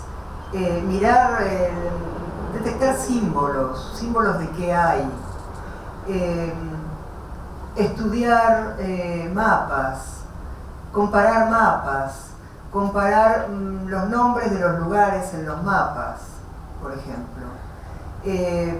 Meterse en distintos periodos de la historia argentina y ver cómo aparecía Malvinas en esa época. De eso hay mucho material, ¿no? E inclusive también poder hacer esto del terrorismo de Estado con distintos momentos del periodo democrático, que también hubo muchas diferencias. Hacer entrevistas en la propia familia, eventualmente preguntar, ver si salen los dos temas asociados, ¿no? A veces, digamos, como son parte del mismo, digamos, periodo político, entonces quizá la gente lo asocia naturalmente. Entonces uno le va a decir, no, yo quiero hablar solamente de esto porque tengo que hacer solamente el trabajo sobre esto. No, por ahí la gente lo articula y es interesante ver cómo lo articula, ¿no? Bueno, esto es lo que se me ocurre, sí. Sí, también a veces como planificación de clases realizar alguna visita o alguna actividad. No sé en cada localidad cuáles serían las diferencias, pero en la ciudad de Buenos Aires o en la provincia de Buenos Aires es común que los alumnos hagan una visita junto con el docente en algún memorial o en algún sitio, o hagan recorridas por el barrio en torno a las baldosas de la memoria, diferentes tipos de actividades. Esas actividades son planificadas junto con los equipos de esas instituciones a las que van a hacer las visitas, y quizás eso también podría ser parte de esta planificación, presentar esa planificación o el reporte de esa actividad, a ver qué cuestiones aparecieron, qué dijeron los alumnos, qué cuestiones fueron problematizadas o qué cuestiones no fueron tocadas, silenciadas, o algún otro tipo de actividad que realicen en torno, o que realizaron. Quizás pueden ir a buscar algo que ya hayan hecho este año y lo puedan mirar a la luz de lo que hoy discutimos. Para Rosana Gómez, que quizá también, bueno, obviamente toca el tema del terrorismo de Estado, ¿no? Porque siendo que había una dictadura genocida, en los testimonios que recibiste por parte de los soldados, los chicos de la guerra, ¿no? ¿Cómo era la relación al interior de las Fuerzas Armadas entre los chicos de la guerra y sus superiores, siendo que había tortura por parte de superiores a soldados, torturas que han trascendido? ¿Eso cómo impactaba? Si es que en algún testimonio apareció, si es que no se les preguntó o lo callaron, pero me parecía debe ser muy terrible estar a las órdenes de superiores, entre los cuales hay quienes torturan a los soldados, siendo que eran chicos de la guerra, que estaban en un ámbito absolutamente terrible ya, y bueno, y verse encima que son torturados por sus superiores, ¿no? Bueno, eso es como yo diferencié, lo que acabas de decir es comprensión moral. Me estás preguntando por la comprensión terciaria, es decir, cómo era para ellos esta instancia. Hay de todo. Había algunos oficiales, eventualmente algunos suboficiales, que aplicaban castigos, no lo llaman tortura, lo llaman castigos, y había otros que no. Había algunos que se escapaban de las posiciones y había algunos que iban al frente. Realmente Malvinas tuvo absolutamente de todo. Pero además lo que uno piensa también es por qué los clases 62 se presentaron espontáneamente para ir. Y no se presentaron por la patria, no se presentaron por la libertad ni por Dios, se presentaron por sus compañeros. Y habían ya pasado un año, y en algunos casos un año largo, de conscripción. Entonces uno tampoco entiende eso. Digamos, me parece que si uno está pensando en una situación digamos, donde Malvinas fue un campo clandestino de detención insular, ciertamente no se entiende nada. O sea, hay gente totalmente alienada que fue a que la masacraran los propios superiores. Esto no fue así en todos los lugares. Hubo algunos donde sí y hubo lugares donde no. Y estamos, además, hay varios problemas, ¿no? Una es que cuando hay combate, no se sabe de dónde viene el tiro. Entonces, ¿qué hace un soldado que fue sistemáticamente castigado? Le pega un tiro a su superior. Nadie sabe lo que pasa en un combate que además muchos eran nocturnos, precisamente para aprovechar la sorpresa y además porque la noche en junio es larga, ¿no? En Malvinas. Así que, ¿quién sabe de dónde viene el tiro? Y no hubo esos casos, no los hubo. Entonces, me parece que quienes pueden hablar de esto son los que estuvieron ahí. Hay oficiales que admiten que hubo castigos desmesurados y que no los aprueban. La otra cosa es el lugar que tiene el castigo y la vigilancia de la juventud en aquella época.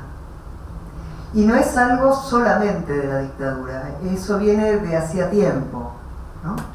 Es decir, el lugar de la juventud no es el lugar que tiene hoy. No se le preguntaba a un joven decisiones de tipo laboral o de pareceres. No se hablaba de la cuestión sexual en absoluto. Digamos, era en general, no solo durante el proceso, era una sociedad muy represiva y muy reprimida. Entonces, me parece que hay que, es decir, no hay que cometer el error que el pecado capital de los historiadores, que es el anacronismo. Es decir, hay que tratar de entender qué es lo que pasa en la época según cómo se vivía en la época, porque si no, hay muchas cosas que nos parecen completamente aberrantes y que en aquella época eran vistas distinto, ¿no? Sin que eso muestre ningún tipo de aprobación o desaprobación de mi parte, sino yo tengo que entender ahí qué pasó. Ahí estoy tratando de entender qué pasó. Y después trato de entender cómo es vivido, cómo es concebido aquello que pasó hoy. Son dos cosas diferentes. Y me interesaba en realidad la percepción de los soldados, ¿no? Acá hay una pregunta de La Pampa que dice: ¿qué opinan de la desmalvinización que está aconteciendo actualmente por parte de la actual gestión de gobierno? ¿Qué opinan de la desmalvinización? Pregunta un docente de La Pampa. Bueno, las políticas sobre Malvinas fueron tan oscilantes como en todo lo demás. O sea que Malvinas es realmente parte de la Argentina, porque recibe el mismo tratamiento que recibe todos los otros aspectos de la vida de los argentinos, ¿no? La educación, todo. Este término de desmalvinización es un término interesante, porque desmalvinización quiere decir desactivar el sentimiento de soberanía pendiente sobre Malvinas. Y siempre se dice que hubo una gran desmalvinización a partir de que los chicos volvieron. En este momento el gobierno de La Pampa y sobre todo los intendentes están a full con Malvinas, a full. Pero además, en las primeras épocas es cuando se dicta toda la legislación, los primeros momentos de la legislación por los beneficios de los, primero fueron los soldados, los ex soldados que habían estado en Malvinas.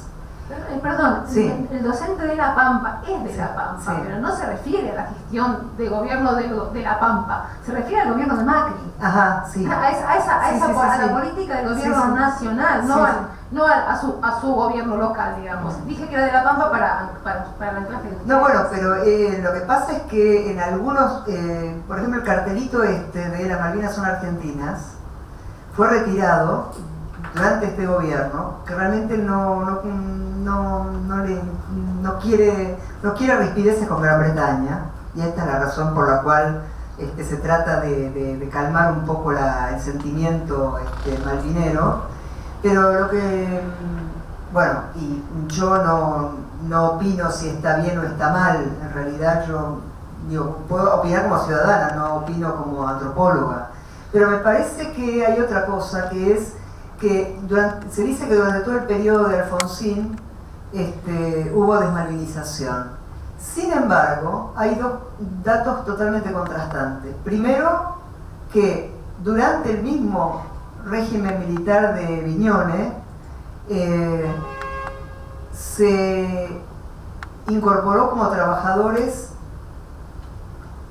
que no podían, a los que no se podía echar, a los ex soldados. Los ex soldados empezaron a trabajar en todas las compañías públicas, que en esa época eran muchísimas, y en todas las oficinas nacionales, provinciales y municipales. En las compañías de energía eléctrica, de agua, de gas, en las oficinas administrativas. Es realmente infernal lo que pasó desde que volvieron. O sea, en una época el Banco Provincia tenía dos equipos, tenía el equivalente de veteranos de guerra, tenía como empleados 3 formaciones de fútbol, el Banco Provincia de Buenos Aires. Y la otra cosa extraña fue que cuando Alfonsín cierra en la Plaza de Mayo la sublevación, que se la recuerda como cara pintada, ¿no? Fue la primera sublevación militar en 1987, que fue a raíz de los juicios por crímenes de lesa humanidad. La cierra diciendo: la casa está en orden, los rebeldes han depuesto su actitud, muchos de ellos son héroes de Malvinas. Lo dijo Alfonsín desde el balcón.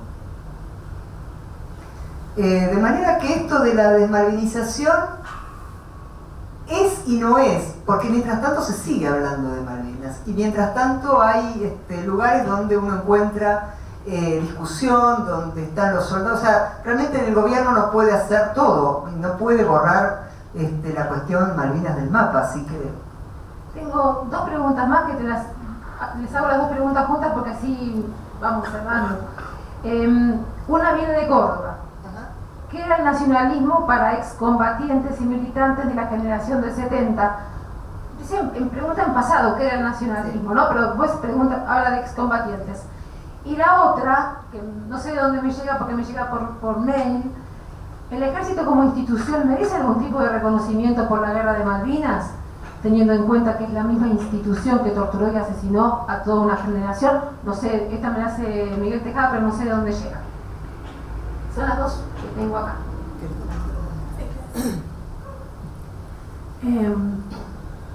Me parece que lo que está en juego acá es algo que habíamos mencionado en la primera parte, que tiene que ver con los marcos de significación, ¿no?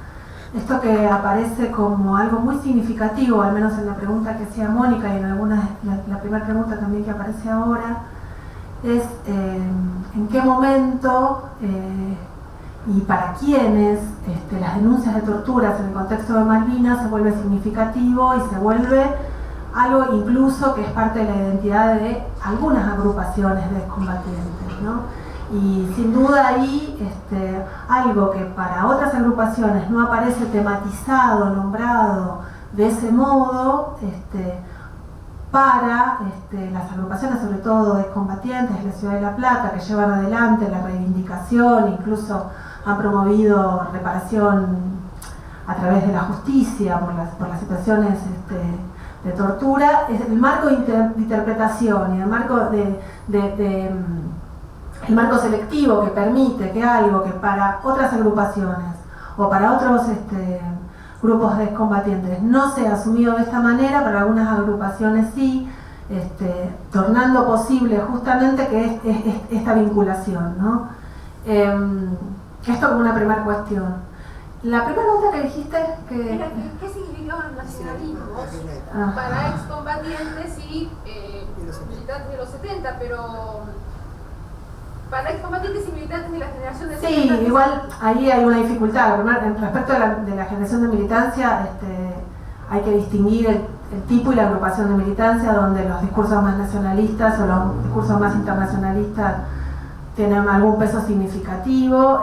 Lo cierto es que los discursos heroicos que podríamos asociar a las memorias nacionales o a los nacionalismos son tan fuertes y pregnantes tanto en las agrupaciones militantes más de corte marxista como las de corte peronista. Entonces, sí, el nacionalismo es significativo. No podríamos, yo no puedo ahondar mucho más respecto de cómo calibrar eso, pero Si hay algo central en las memorias militantes o en las memorias de la militancia, es los discursos heroicos, los discursos combatientes, todo el repertorio y la simbología que tiene que ver con eso, ¿no? Y respecto de la cuestión del ejército, a mí me lo deja picando, porque son las cosas que yo trabajo, ¿no? Que es las memorias de los militares sobre la llamada lucha contra la subversión. Sí, hablo de Guerra de Malvinas, ¿sí? Sí, pero era como la superposición entre Guerra de Malvinas y si hay alguna forma de reconocimiento. Esa institución tuvo a su cargo también. Yo me atrevo a decir que es un terreno complicado, sobre todo porque depende qué actor social lleva adelante esa acción, ¿no? Si pensamos el caso de Giachino, que era en realidad de la Armada, habla del ejército como podría hablar de cualquier otra. Sí, de la Fuerza Armada. De la Fuerza Armada. El caso de Pedro Giachino, que es que fue el primer muerto en Malvinas, un miembro de la Armada, que fue el primer argentino que muere en el contexto de la guerra. Giachino tuvo un cuadro con su rostro en el Consejo Deliberante de la Ciudad de Mar del Plata, y hace más o menos 4 años o 5, cuando las organizaciones de derechos humanos decidieron colgar también un mural con los rostros de los desaparecidos, se armó un conflicto fenomenal respecto de la posible convivencia entre Giachino y los rostros de los desaparecidos en el mismo recinto, porque Giachino había sido identificado por sobrevivientes como miembro de los grupos de tareas que habían funcionado en la Escuela Mecánica de la Armada, en la base naval de Mar del Plata y en un centro clandestino que funcionó en la ciudad de Zárate. Entonces, su condición de héroe se ve, ¿no?, de héroe en tanto muerto de Malvinas en situación de combate, se ve cuestionada, puesta en cuestión por el solo hecho porque él también fue identificado como miembro de tareas. Y la manera en que resolvió el Consejo Deliberante de Mar del Plata, es decir, los concejales de la ciudad, fue retirar el cuadro de Giachino. Y ese cuadro fue tomado por sus familiares, que siguen buscando un lugar para poder volver a dejarlo en calidad de primer muerto en Malvinas. Entonces, digo, sin duda es un contexto de disputa, si hay que ver, digamos, no es que si merece o no merece reconocimiento, tiene que ver con las disputas políticas y con las tensiones que esto provoca, que hay una tensión entre la figura del represor o la figura del perpetrador y la figura del héroe, ¿no? Parecería que esas dos figuras no podrían convivir, al menos en el mismo régimen de memoria. Bueno, mi visión sobre qué era el nacionalismo en aquella época, el Operativo Cóndor. El Operativo Cóndor fue dirigido por el hijo de uno de los capos de la Unión Obrera Metalúrgica, que era Armando Cabo. El hijo se llamaba Dardo y después se integró Montoneros. El segundo de Dardo Cabo en el Operativo Cóndor, que desvió un avión de Austral que iba a Río Gallegos, a las Islas Malvinas, y que después el avión se terminó enterrando en la turba porque no había pista. Después la Argentina hizo la pista del aeropuerto de Port Stanley. El segundo murió porque le explotó una bomba casera en la mano mientras caminaba por la avenida Corrientes, en Capital. Ese era de una ala más nacionalista, digamos, doctrinaria del peronismo, y Llobenco. Dardo Cabo terminó siendo de Montoneros, aunque en realidad todas esas etiquetas en realidad son tan relativas, ¿no? De la derecha, de la izquierda, bueno. Visto desde ahora, ¿no? De manera que el nacionalismo en los 70 era rampante y era a muerte, además. Y era a muerte también como se expresaba en las universidades y como se expresaba en determinadas partes del país, donde el nacionalismo se expresaba desde distintos marcos ideológicos, ¿no? Y Malvinas tiene eso, por supuesto. Y en cuanto al reconocimiento, Yo creo que cada cual tiene el derecho de pensar lo que le parezca. Desde mi punto de vista, yo creo que en todas las instituciones, sobre todo en el ejército, realmente hay como configuraciones muy complejas. El ejército argentino tiene demasiados próceres y demasiados personajes políticos en la Argentina, en la historia argentina, como para realmente clausurar la cosa tan rápido, ¿no? Pero bueno, probablemente eso es mi deformación profesional.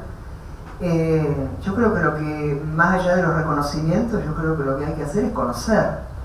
Y en instituciones como las Fuerzas Armadas, que son instituciones tremendamente complejas, me parece que hay una pluralidad de experiencias y de saberes que si uno los desconoce, no está conociendo al pueblo argentino. Porque buena parte del pueblo argentino pasó por las filas de las Fuerzas Armadas.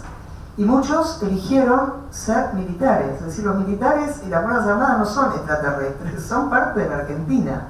Me parece que tendríamos una visión mucho menos maniquea, menos dogmática, menos idealizada del pasado, si pudiéramos reponer esa complejidad, ¿no?